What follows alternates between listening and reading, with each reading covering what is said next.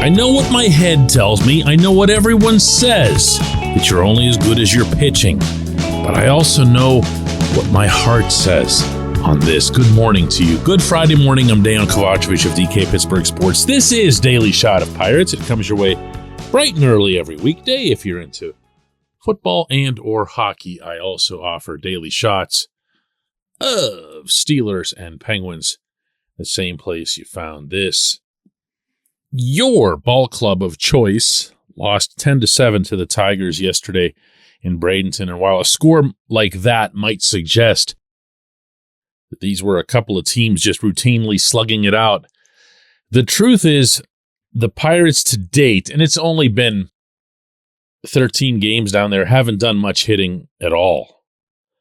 There's been, an occasional pop from one of your starters or something to that effect. But Drew Maggi has been your best hitter. And if you don't know who Drew Maggi is, stand in line. 33-year-old utility guy, non-roster invitee looking for work. He's 6 for 12, hit a 3-run homer yesterday. If you're really into the Drew Maggi thing, I could share more, but I'm guessing that you're not. I'm guessing you're a whole lot more interested in how the main guys are doing, and they're not doing really anything at all. In fact, overall, Maggi is the only one who has more than one home run so far. There's nobody who has more than 6 hits.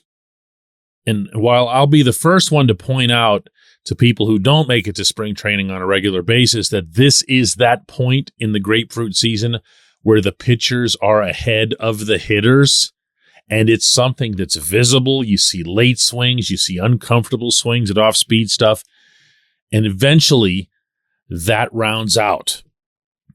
The hitters will bounce back, and they will have their day or their week or even a couple of weeks. So here's hoping that sometime between now and Cincinnati, the bats wake up a little bit. I will also issue the obligatory reminder that stats can be misleading any time of year, but especially in spring training. All kinds of goofy weather elements, doubles that aren't really doubles, actually called down there Bradenton doubles because of the high sun, the high sky. You see these highlights all the time of these guys, really, really good, accomplished fielders covering their eyes as the ball is coming down, just hoping they don't get creamed by it because they've completely lost sight of it. And there are also situations, and I witnessed a couple of them myself earlier in the week, where a ball just gets completely smoked. Brian Reynolds had a couple times in the games that I saw where he was just not robbed so much from a fielding standpoint, but just robbed from a luck standpoint. Really, really drilled a couple of outs. But I'm not going to lie, when I left Florida, I felt a little bit hollow about the team as a whole, mostly because I didn't see anybody hit. And this is where the confession comes in. When I was really young, and I'm talking 6, 7, 8 years old, and I first got into baseball, I loved the offense. I appreciated what the pitchers were doing, and I would mimic the arm motions and everything else here. But when you're falling in love with the sport, and the team that's in town has Willie Stargell and all these other tremendous hitters in the mid to late 70s, you're not overthinking what's your favorite facet of the game. I was all lumber company, lumber and lightning.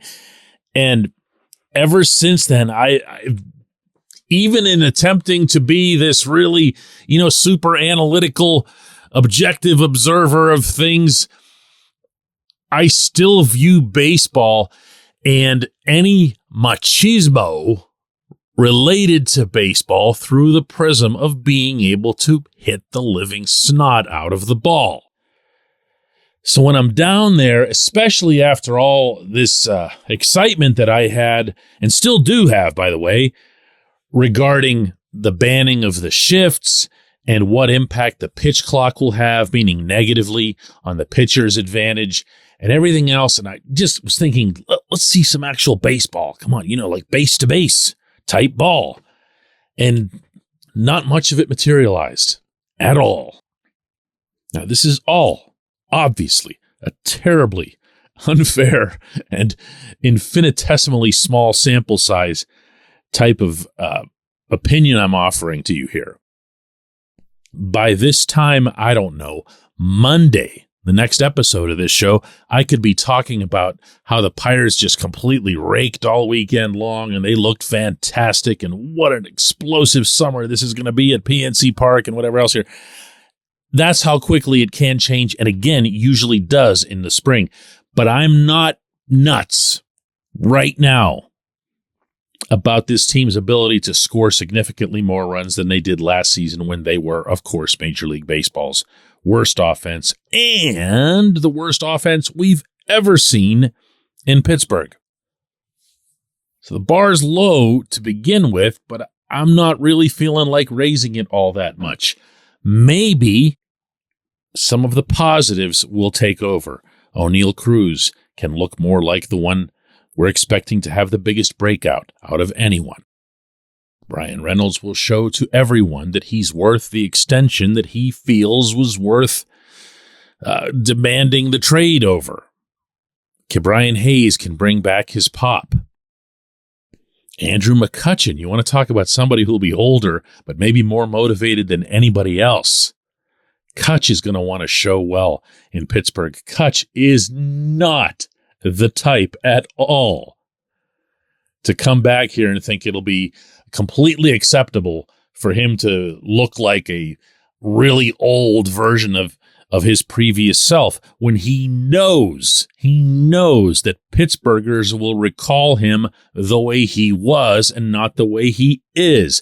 I'd like to think that'll happen. I'd like to think the two veterans that were brought in, leader types, Carlos Santana, Ji-Man Choi, will function as a nice, you can't really call them a platoon since those are two separate positions now, but a nice combination that you can have right, left working for you over there, and a dramatic upgrade, obviously, over anything that was at first base last year.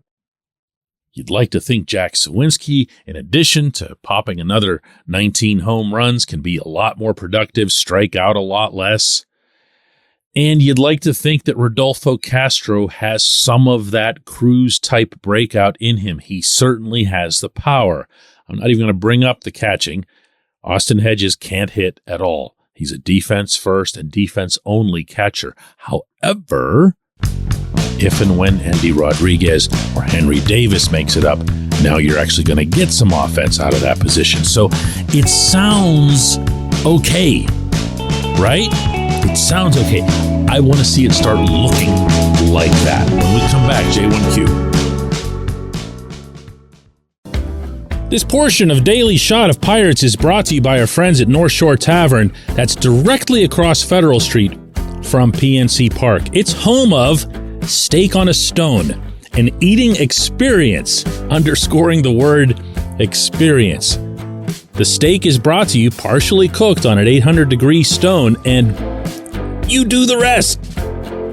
It's a ton of fun, it's a great meal, and it's a baseball atmosphere like no other in Pittsburgh. North Shore Tavern, right across Federal Street from PNC Park.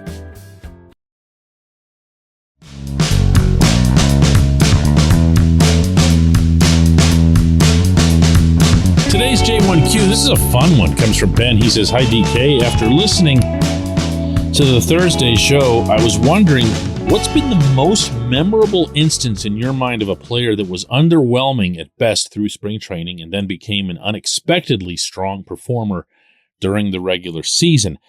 It's funny how often I think of this in the reverse. I remember and covered the Ronnie Paulino 556 spring, in which not only did he have that obscene average for a month and change, but also just pulverized the ball. One of the hardest doubles you've ever seen. Home, road, lefty, righty, didn't matter. He goes into the regular season, goes up north, which a lot of the Latin American players do not like doing and won't make any secret of it because it's not something that they've generally been used to in life.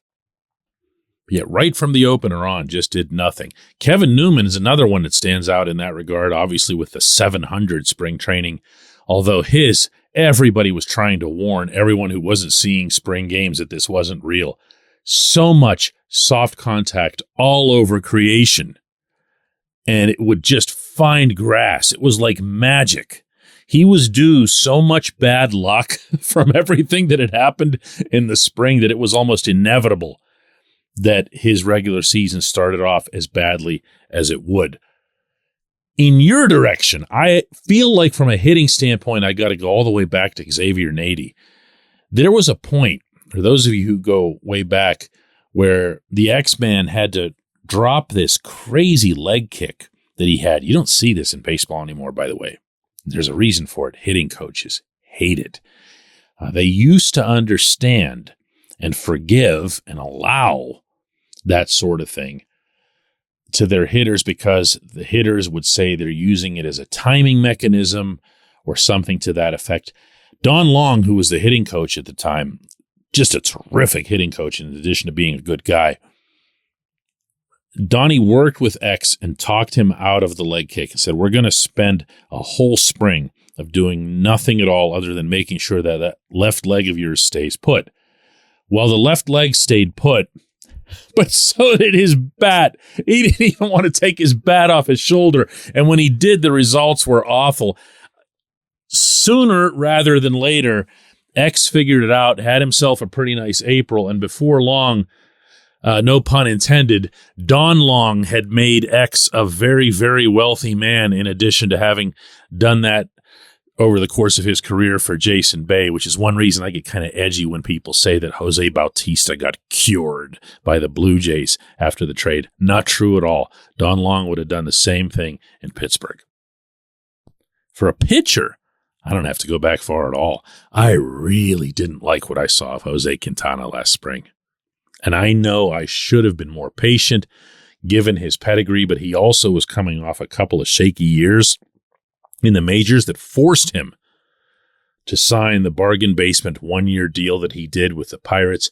It is to his credit, and according to Jose himself, to Oscar Marine's credit, that he was able to get the deal that he was this year.